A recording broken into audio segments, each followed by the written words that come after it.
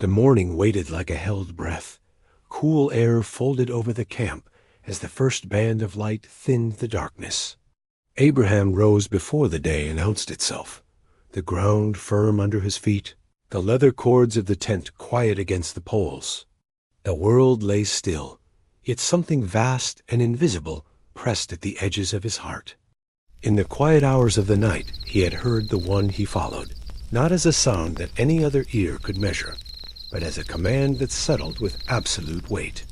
He understood what was asked, and understanding offered no comfort.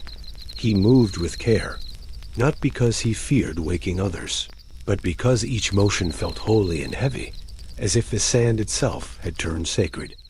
He checked the donkey, the animal's breath slow, its flank rising in soft rhythm.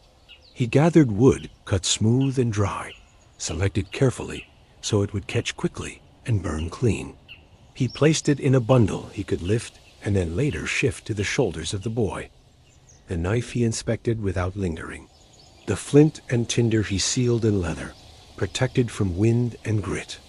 The small tasks gave him a way to walk through moments that otherwise might have broken him. He kept his hands busy, while within him a silent storm moved and moved again. Isaac slept near the soft glow of spent coals, the last warmth of the night breathing over his face. He was the long promise made visible, the laugh of a barren tent turned into a child who ran and called and asked 1,000 questions about sky and soil and herds. Abraham stood near him and watched the rise and fall of the boy's chest, the rhythm that had once felt like the answer to a lifetime of waiting. He turned away and let the dawn wind dry the moisture in his eyes. He knew what obedience asked. He also knew what love felt like. Both truths stood inside him and would not move. When the camp woke, Sarah's steps were small and unhurried, her shawl wrapped close against the early air.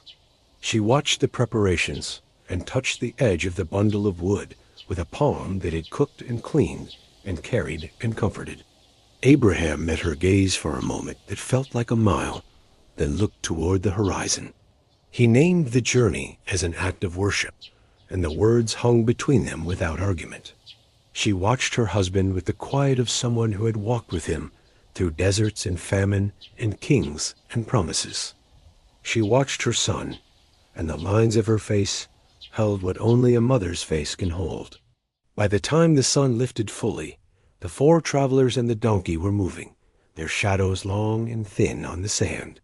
The desert opened like a sea of light, waves of heat yet to rise, distant hills soft as the back of a sleeping animal. The servants set a steady pace, the donkey plodded, the boy kept near his father and matched his stride without complaint. Abraham's steps remained even. Inside him, each step counted, each breath counted. The space between each heartbeat held a prayer that had no words. The first day carried the soft burn of distance. The men shared water carefully, and dust gathered on ankles and hems. Isaac found shapes in the rocks and watched birds ride the air in clean circles, the light catching on their wings like knives turned to silver. Abraham watched the birds too, and in their circles he remembered promises drawn under the night sky, where stars had looked like scattered seed and the future had opened wider than the borders of his hope. He breathed and walked and remembered, and the memory itself became a path he could place his feet on. Night came with a sky that bled from gold to violet to black, and the cold arrived without asking. They built a small fire in a hollow where the wind skimmed overhead, and the donkey slept with its legs tucked thin and neat. Abraham's hands warmed at the flames, and his mind went back to the voice that had met him years ago, the voice that had called him out from a land that knew his name to a land that asked for trust. He had left then, and the leaving had taught him who led him. Now the leading carried him into a place that asked more than leaving ever had. The boy slept without fear, blanket pulled to his chin, face turned to the stars as if they were a window into mercy. On the second day, the land rose and fell, and scrub plants clung to life where water had once passed. The sun climbed, and its heat pressed patience into their backs. Isaac carried small tasks with the pride of a son who could be useful, fetching water skins, guiding the donkey around the worst stones, pointing toward a line of hills with a grin that eased the edges of the long road. Abraham accepted every small act as a gift, and he kept his thoughts set in the direction he had been shown, like a compass that holds true even when the traveler is tired. He measured out his silence and let the quiet become a shelter. In that quiet, faith and fear sat beside one another like two travelers who did not speak but recognized each other's presence. When night fell again, the fire was smaller, the wood shielded carefully to last. The servants slept with the simple trust of men who had done their work, and the boy turned in his blanket and settled again. Abraham's eyes stayed open, the stars bright like hammered metal. He remembered an altar built in another place, the smoke rising, the scent of meat and char and cedar carried on wind. He remembered the first time he had heard that his descendants would outnumber the stars, and he remembered laughing later at the idea of a child when age had stiffened bone and dimmed eye. Laughter had become a name, and the name had become a person, and now the person breathed nearby. The promise had matured from sound into skin, yet the command had come to place what had been given back into the hands of the giver. The arithmetic of heaven did not move like the arithmetic of men. He understood that this journey was the test in which both numbers and tears would reach their end. On the third day, the mountain rose in the distance. A gray shoulder cut clean against the morning. Abraham saw it and knew, not with relief, but with the clarity that comes when a path runs out of turns. He stopped near a small stand of brush, and he turned to the servants. He asked them to stay with the donkey and wait, and his words carried the calm of a man who meant what he said. He lifted the wood from the donkey's back and set it across Isaac's shoulders. He took the flint and the tinder and the knife, and he balanced their weight in his hands as if weighing out the very cost of the world. Then father and son faced the mountain and began to climb. The slope turned their breathing into labor. The air thinned, the stones clicked under their feet. The light sharpened until the sky felt near enough to touch. The boy shifted his burden and kept going, a small figure shouldering wood as if he carried a crown he had not asked to wear. Abraham climbed beside him, every step a confession, every step a declaration that the one who had promised life could be trusted even in the shape of death. He kept his mind steady. He pressed past the rise and fall of panic. He placed one foot, then the other, and with each step he told the truth of his allegiance without a single spoken word. At the summit, the world opened and the horizon unfurled like a scroll. Wind drew through the rocks, clean and cool, and small plants clung to the crevices with the stubbornness of things that intend to live. Abraham's hands chose stones and stacked them with slow precision, a circle drawn without ink, a boundary that said this was the place where heaven would meet earth. He arranged the wood with care, each piece set in an order that he understood and that his son would one day understand if time were allowed to grow him. The boy stood near, silent, trusting, the kind of trust that is learned in the small faithful moments of quiet breakfasts and evening stories and journeys, where a father knows the way. Abraham looked at the altar, and the altar looked back at him with the blank certainty of stone. For a long breath he saw only his own reflection in the iron of the blade, a reflection mapped by age and son and love. He turned toward Isaac, and the world slowed into something that existed between a heartbeat and the next.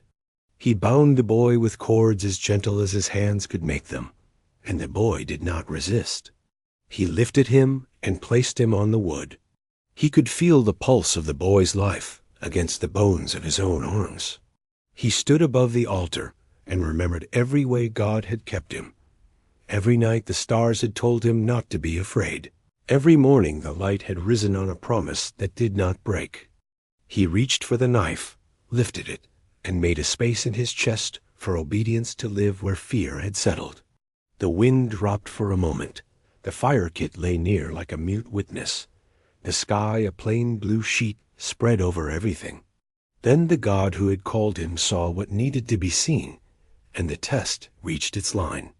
The command that had sent him to the mountain broke into mercy. He was stopped, not by his own strength, but by the voice that had asked everything, and now returned everything. Abraham lowered the knife, and the air returned to his lungs fast and sharp and wet with relief he did not try to hide. He untied the cords and lifted the boy down and held him, and the clay of the world felt steady again beneath his feet. In the thicket near the altar, a ram had been caught by its horns, the animal held fast by a tangle of branches that kept it from escape but had not broken it. Abraham saw it and understood. The God who tests also provides. He took the ram and placed it where his son had been, and he offered the sacrifice with hands that trembled for different reasons now. The smoke rose in a clean column. The fat and flesh crackled. The aroma folded into the wind and drifted down the mountain the way a blessing drifts into a difficult day. The altar that had looked like an end became a doorway. It became a name. The Lord will provide. Not an idea, a place. A memory carved into stone and smoke, and the muscle memory of a father who had chosen obedience when every human instinct wanted to run. Isaac watched the fire consume what had been offered, and his eyes held comprehension that words could never teach. He had walked beside his father for years, but on this day, he had been carried by the same God who had carried them both. The boy's shoulders still remembered the weight of wood. His wrists still remembered the soft bite of cord. His heart still heard the way his name felt inside the silence. He would go down this mountain taller than when he had begun to climb. He would go down with a story that would one day shape nations and teach prayers to people not yet born. Abraham and the boy and the two servants descended before the day burned too hot. The donkey took their packs again without ceremony. The sand accepted their steps like a promise that had found ground. The mountain fell behind them, yet its presence remained in the set of Abraham's shoulders and the clean steadiness of his gaze. He had not bargained. He had not argued. He had simply walked until mercy reached out and took the blade from his hand. He had learned again that faith is not a feeling. It is a path. It is wood gathered before dawn. It is a knife put back in its sheath. It is a name placed on a place so future generations can find their way when their own obedience feels impossible. By the time they came within sight of home, the light had turned warm and low, and the camp smelled of bread and simmering grain. Sarah watched them approach, counted the figures, and pressed both hands to her chest. The space of the world contracted to the tent and the people inside it. Water was brought. Dust was washed away.